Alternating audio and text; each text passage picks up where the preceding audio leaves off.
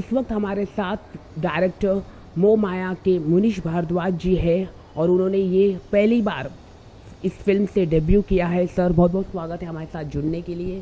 Thank you very much for having me. Film का नाम मोह माया मनी है, आप मनी भूल गए थे तो मैं जोड़ देता हूँ। फिल्म का नाम मोह माया मनी है और 25 नवंबर को वो रिलीज़ हो रही है। तो फिल्म की कहानी के बारे में कुछ बताइए, क्या अलग है? जब आप लिख रहे थे तो क्या सोचकर आप लिख रहे थे? देखिए, मैं कहानी सुनाना चाहता था जिसमें कि एक शख्स है, वो कुछ ऐसा प्लान करता है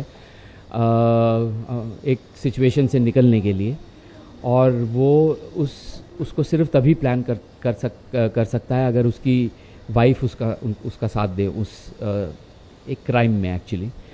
और वो एक छोटी सी गलती जो है वो उनकी ज़िंदगी में क्या क्या उथल पुथल कर देती है और उनकी ज़िंदगियाँ एकदम बदल देती हैं।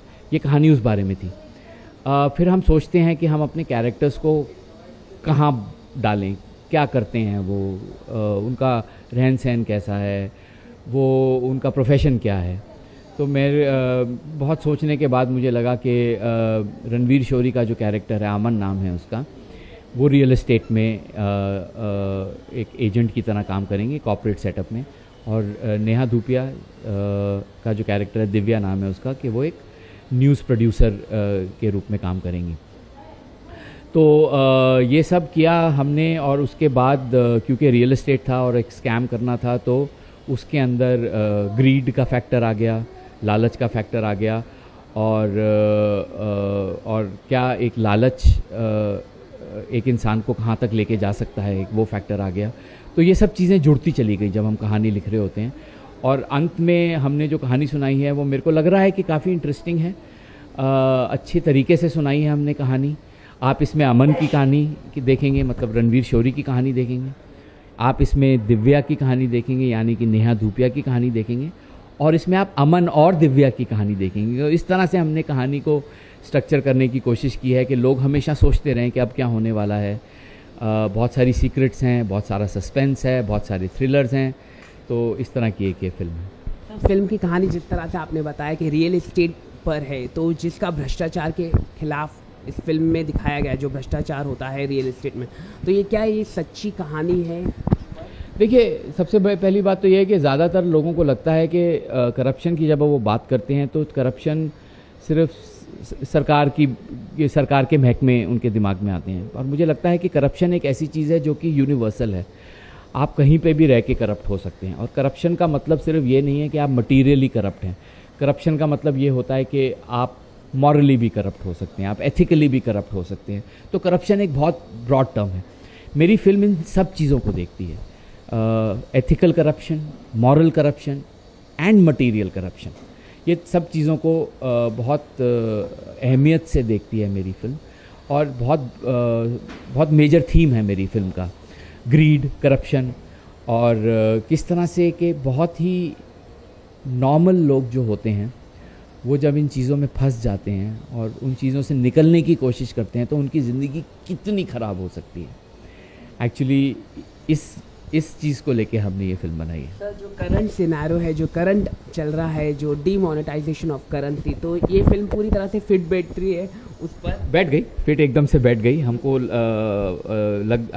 हमने तो ये नहीं सोचा था कि ये सब होने वाला है। हमारी फिल्म में एक सीन है जो कि हमारे ट्रेलर में भी आपने देखा होगा कि बिस्तर के एक तरफ रणवीर शोरी हैं और दूसरी तरफ जो है वो 500 के नोटों से वो भरा हुआ है, और वो उसको बहुत अच्छी तरह से सहला रहे हैं उन नोटों को। तो वो एक बहुत इम्पॉर्टेंट इमेज है हमारी फिल्म की। वो इमेज हमारी फिल्म को डिफ़ाइन करती है, कि एक्चुअली रणवीर शोरी के कैरेक्टर को डिफ़ाइन करती है वो इमेज। और वो इमेज इतनी रेलेवेंट बन जाएगी डिमोनेटाइजेशन के बाद, हमें अंदाज़ा नहीं था। लेकिन हम बहुत खुश हैं क्योंकि हमें इसकी वजह से बहुत सवाल पूछे जा रहे हैं लोगों का। फिल्म एकदम से टॉपिकल हो गई है। आई थिंक लोगों का इंटरेस्ट बनेगा फिल्म देखने में, और मैं उम्मीद करता हूँ कि लोग जाएंगे थिएटर में पिक्चर देखने, in spite of the problems that they are facing with the money situation right now. क्या कारण थे कि रणवीर शोरी को आपने लिया फिल्म में, और किस तरह से एक्सपीरियंस रहा उनके साथ और नेहा जी के साथ? देखिए, मेरे ख्याल से रणवीर शोरी इस देश के वन ऑफ द मोस्ट मतलब बेहतरीन एक्टर हैं इस देश में, इसमें कोई दो राय नहीं है। उनकी परफॉर्मेंसेस बताती है, उनका काम बताता है कि वो कितने बढ़िया एक्टर हैं।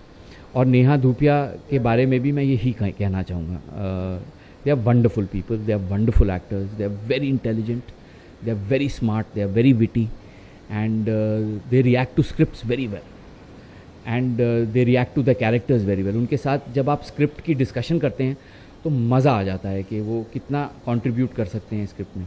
और मेरे दोस्त भी हैं दोनों, काफ़ी सालों से वो दोनों मेरे दोस्त हैं, मैं उन दोनों के साथ पहले भी काम कर चुका हूँ।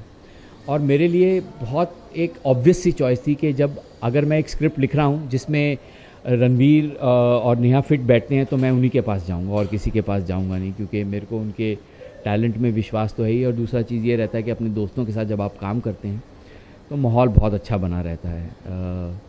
तो इसलिए मैंने नेहा और रणवीर के बारे में ही को मन में रख के ही ये स्क्रिप्ट लिखी थी, और मेरा कोई दूसरा चॉइस नहीं था, ये रणवीर और नेहा के लिए ही स्क्रिप्ट लिखी थी मैंने। सर, जैसे कि रॉक ऑन बहुत इफेक्ट हुई है इस डिमोनेटाइजेशन ऑफ करेंसी, तो आपको डर नहीं है कि फिल्म बॉक्स ऑफिस में तब तक हालात सुधर सकते हैं? आपको क्या लगता है? बहुत डर है, आप ठीक बोल रहे हैं। मेरे को बहुत बहुत कंसर्न है मेरे को, और मेरे को लग रहा है कि you know my sympathies to Rock On and all the other films which have released on the 11th। हम भी पहले 11th को ही रिलीज़ करने वाले थे। अब YouTube पे जाके अगर आप देखेंगे हमारा ट्रेलर भी है, उसमें लिखा हुआ है हमने कमिंग 11 नवंबर, और वो किसी कारण से हमने चेंज कर दिया, नॉट बिकॉज ऑफ दिस, लेकिन हमने पहले ही चेंज कर दिया था।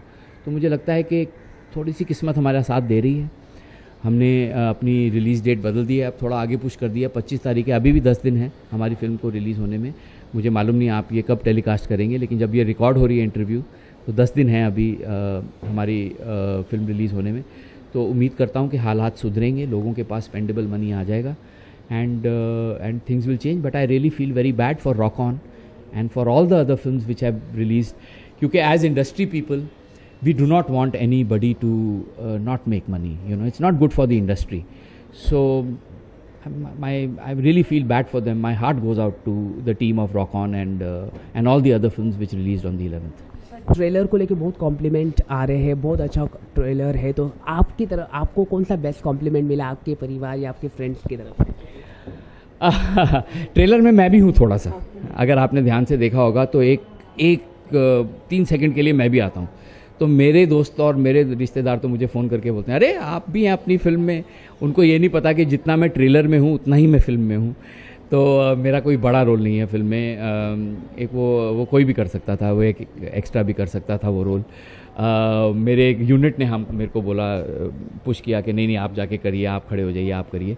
तो मेरे जो जानने वाले हैं तो वो इसी चीज़ को देख के खुश हो गए कि मैं रणवीर शोरी के साथ खड़े होकर एक सीन कर रहा हूँ। इसके अलावा कोई अपकमिंग प्रोजेक्ट कर रहे हैं, कुछ लिख रहे हैं आप? अगर देखिए, चलता रहता है हमारा काम, लिखने का काम कभी बंद नहीं होता, सोचने का काम बंद नहीं होता है, वो तो चलता रहता है। लेकिन फ़िलहाल पिछले 2 महीने से कंसंट्रेशन सिर्फ इस फिल्म पे है कि हम रिलीज़ कर दें, अच्छी रिलीज़ कर दें, और इसके बाद रिलीज़ के बाद इंशाल्लाह कुछ बहुत जल्दी शुरू करेंगे। दर्शकों के लिए कुछ मैसेज देना चाहिए? दर्शकों के लिए मैं बोलना चाहूँगा कि हमारी फ़िल्म 25 नवंबर को रिलीज़ हो रही है, जिसका नाम है मोह माया मनी, जिसमें रणवीर शोरी और नेहा धूपिया हैं।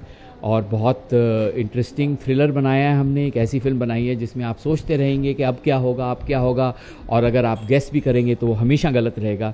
मैं आपको चैलेंज कर रहा हूँ कि मैं हमेशा आपको आउट गेस करूँगा। प्लीज़ इस फिल्म को जाके ऑडियंस थिएटर्स में देखिए।